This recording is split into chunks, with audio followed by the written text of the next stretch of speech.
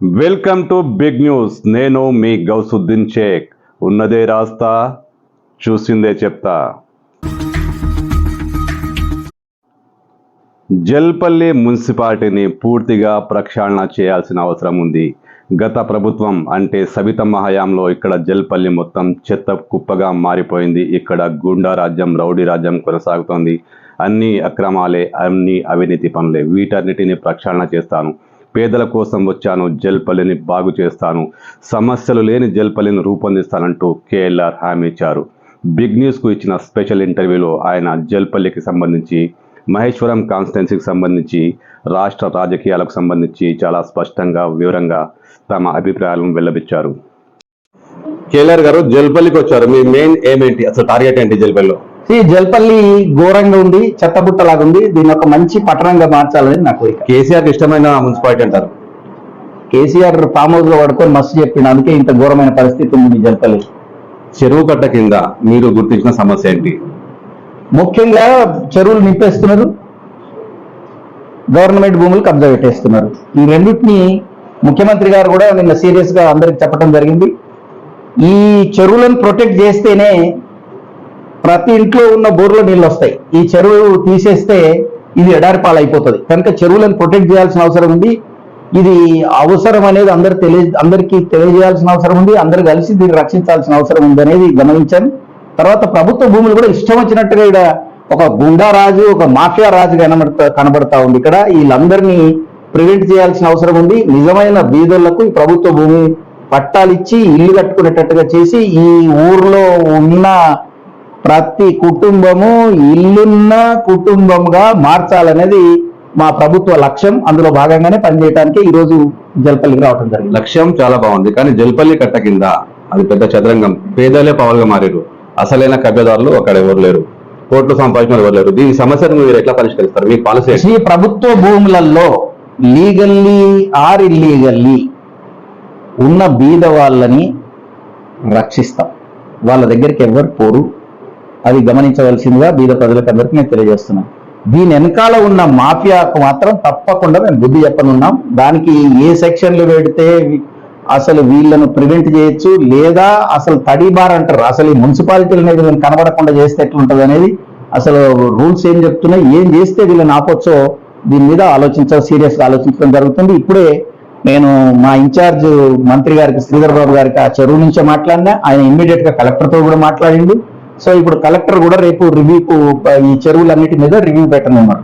ఇదంతా ఓకే, కానీ అక్కడ ఉన్న నిరుపేదలు పైసా సమాజం జమ చేసుకుని వాళ్ళని ఎట్లా మీద కాపాడుకుంటారు?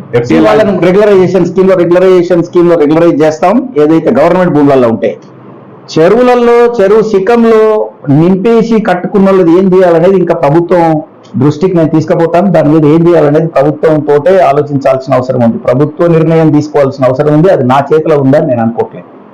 మరి రాజకీయాలు మహేశ్వరంలో మొత్తం మీదే అవ్వాలని చెప్తున్నారు. ఇప్పుడు సేవ చేయడానికి వచ్చా, సేవకుడే నాయకుడు అనే కాన్సెప్ట్ ప్రకారం వచ్చా. నేను గెలవక ముందు, ఏది కంటెస్ట్ చేయక ముందు కూడా చెప్పా, నన్ను గెలిపియండి, మిమ్మల్ని అందరిని గెలిపిస్తా, ఇది ఒక మంచి కాన్స్టిట్యున్సీగా మారుస్తా అని నేను మాటిచ్చాను. నేను ఓడిపోయినా సరే అదే నేను ఏం మాటిచ్చానో ఆ మాట మీద నేను నిలబడుతున్నాను.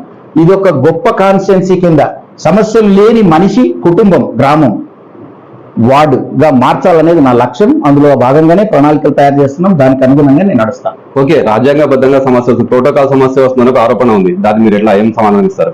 ప్రోటోకాల్, సేవకుడికి ఏ ప్రోటోకాల్ అవసరం లేదండి. సేవ చేయాలనుకుంటున్నప్పుడు ఏ ప్రోటోకాల్ అవసరం లేదు. మేమేం స్టేజ్ మీద కూర్చోక్కర్లేదు, మైకుల మీద మాట్లాడాల్సిన అవసరం లేదు, మీటింగ్లకు పోవాల్సిన అవసరం లేదు. నిజమైన సమస్య ఏంది, పరిష్కారం ఏంది, మా ప్రభుత్వం ఉంది కనుక నేను ఒక సేవకుడిగా ఇవన్నిటిని తీసుకుపోయి ప్రభుత్వం దగ్గర దృష్టిని తీసుకుపోయి ఇది పరిష్కరిస్తాం. కనుక దీనికి ప్రోటోకాల్ సమస్య లేనే లేదు. అంటే ప్రోటోకాల్ నేను ఇప్పుడు టెంకాయ కొడుతున్నా, లేకపోతే ఇనాగ్రేషన్ చేస్తున్నా. ఇనాగ్రేషన్ చేయాలా, టెంకాయ కొట్టాలా, ఫౌండేషన్ వేయాలంటే ప్రోటోకాల్ అడ్డొస్తుంది. నేను ఎక్కడ పోవట్లేదే. ఎక్కడున్నా ఇన్ఛార్జ్ మంత్రులు వస్తారు, మా గవర్నమెంట్ మంత్రులు వస్తారు, అందరినీ లోకల్ అన్ని ఏ పార్టీకి చెందిన వాళ్ళైనా కూడా వాళ్ళని ఇన్వాల్వ్ చేసి ఏదైనా కూడా చేస్తాం. ఎన్నికలకు ముందు హామీ ఇచ్చారు సబితమ్మ కోటరీ అక్రమాలను బయట పెట్టాలని. ఇప్పుడు ఏ దశలో ఉంది ఆ పరిస్థితి? అక్రమాలు అన్నిటి మీద విజిలెన్స్ కు, యాంటీ కరప్షన్ కి, వీటన్నిటికీ మేము ఇంటిమేట్ చేయడం జరిగింది. ఈ కాన్స్టిట్యున్సీలో కొన్ని వేల కోట్ల కుంభకోణాలు జరిగిన మాట వాస్తవం. వీటన్నిటిని పేపర్ రూపకంగా అన్ని డిపార్ట్మెంట్లో కంప్లైంట్ చేయడం జరిగింది. ఇక్కడ ఉన్న ఆఫీసర్స్ ఎవరెవరైతే కుంభకోణాల పాత్రదారులో వాళ్ళందరి మీద ఇన్వెస్టిగేషన్ జరుగుతుంది. ఇక్కడ నుంచి తీసి మేము వేరే దగ్గర వేసినా సరే వాళ్ళ మీద ఇన్వెస్టిగేషన్ నడుస్తానే ఉంది. తర్వాత ఇష్టం వచ్చినట్టుగా పాస్బుక్లు ఇష్యూ చేశారు. ప్రభుత్వ భూములు కూడా ప్రైవేట్ భూములుగా మార్చి బేనామీల పేర్ల మీద రిజిస్ట్రేషన్లు చేసుకున్నది. కనుక వీటన్నిటినీ తప్పకుండా ఈ తొందరలోనే అన్ని బయటపడతాయి.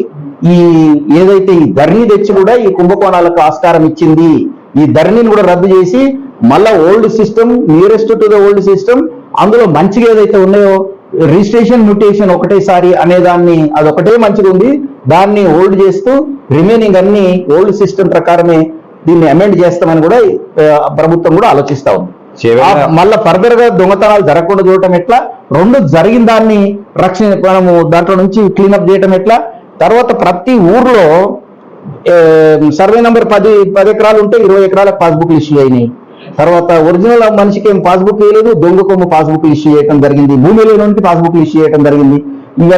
అవన్నీ ఇప్పుడు మేము రెవెన్యూ సదస్సు అని ప్రతి ఊర్లో కానీ మండల్ హెడ్ క్వార్టర్లో కానీ ఇది కండక్ట్ చేసి ఈ ప్రతి ఊర్లో ఉన్న సమస్యలని ఇప్పుడు ఏం చేసామంటే అవకతవకలు జరుగుతున్నాయని బ్యాన్ చేశాం. ఇప్పుడు అన్నింటినీ కూడా కంప్యూటర్లు లాకింగ్ పీరియడ్ లోకి బ్లాక్ పీరియడ్ లోకి తీసుకుపోయినాం.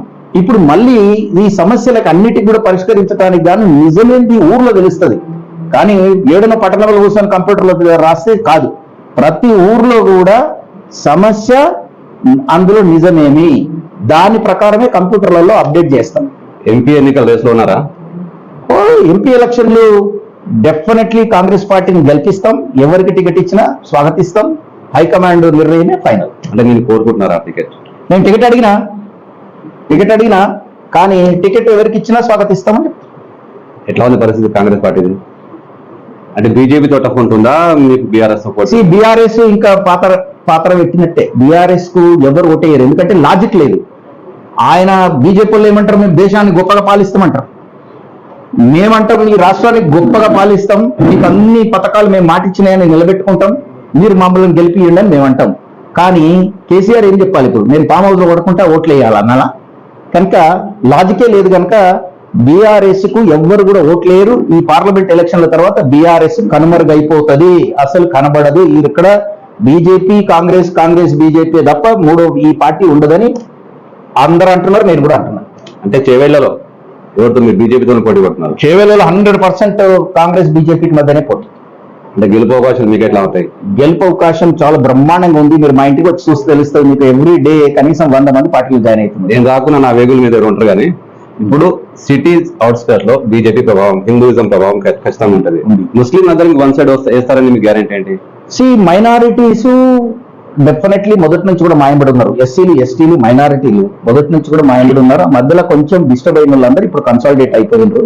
తర్వాత బీసీలకు కూడా మేము ఇప్పుడు బీసీ కుల గణన చేస్తున్నాం. తర్వాత దామాషా పద్ధతిలో రిజర్వేషన్లు పెంచుతున్నాం. తర్వాత వాళ్లకు మళ్ళీ సబ్ క్యాస్ట్ల వైజ్ గా కూడా మేము రిజర్వేషన్లు ఇవ్వాలనుకుంటున్నాం. అట్టడుగు వర్గాల వాళ్లకు రాజ్యాధికారం కాంగ్రెస్ తోనే సాధ్యం ఏదైతే స్లోగన్ ఇచ్చామో ఆ స్లోగన్ ప్రకారం ఈ మోర్ దెన్ 50% ఉన్న బీసీలకు అన్ని సబ్ క్యాస్ట్లకి కూడా రాజకీయ అధికారము ఇవ్వాలనే కాన్సెప్ట్ లో మేము ఇప్పుడు సర్వే చేయనున్నాం.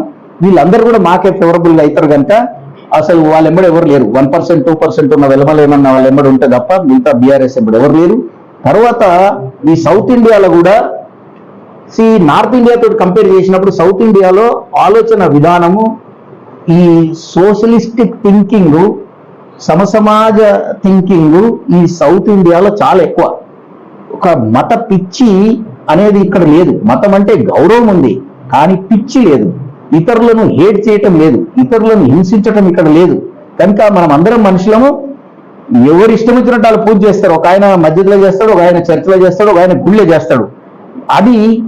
అది వ్యక్తిగతం. ఆయన ఇష్టం వచ్చిన దగ్గర ఇష్టం వచ్చిన రూపంలో ఆయన పూజ చేసుకోవచ్చు. కానీ మనం అందరం మనుషులమే, మనం అందరం భారతీయులమే అనే కాన్సెప్ట్, మనం అందరం కలిసి ఉందాం అనే కాన్సెప్ట్ సౌత్ ఇండియాలో చాలా ఎక్కువ. కనుక ఈ మత పిచ్చి తక్కువ కనుక కాంగ్రెస్ కు డెఫినెట్ గా అడ్వాంటేజ్ ఉంటుంది. కాంగ్రెస్ పార్టీ గెలుస్తుంది. చివరిగా ఢిల్లీలో అయిన బీజేపీ మీటింగ్ అయింది.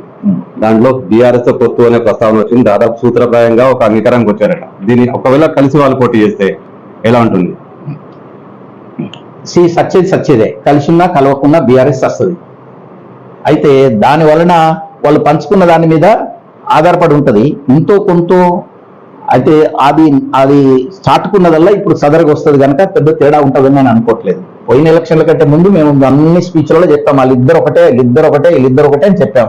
ఇప్పుడు ఇద్దరు ఒకటే అనడానికి కొంతవరకు ఎవిడెన్స్ గా మీ పత్రిక కానీ ఆ మీడియా ద్వారా కానీ కనబడుతుంది. వాళ్ళిద్దరు కలిసి మాట్లాడుకుంటున్నారు, కలిసి ఉందామని ఆలోచిస్తున్నారు. అది అనేది క్లియర్ గా తెలుస్తుంది. లోపాయకారిగా కలిసి ఉన్నారు, ఇప్పుడు ఓపెన్ గా కలుద్దామని అనుకుంటున్నారు. దాంతో ఒరిగేది ఏముండదని నేను అనుకుంటున్నాను. మాకు వచ్చే నష్టం ఏం లేదని ఖరాఖండిగా చెప్పగలను. Thank you.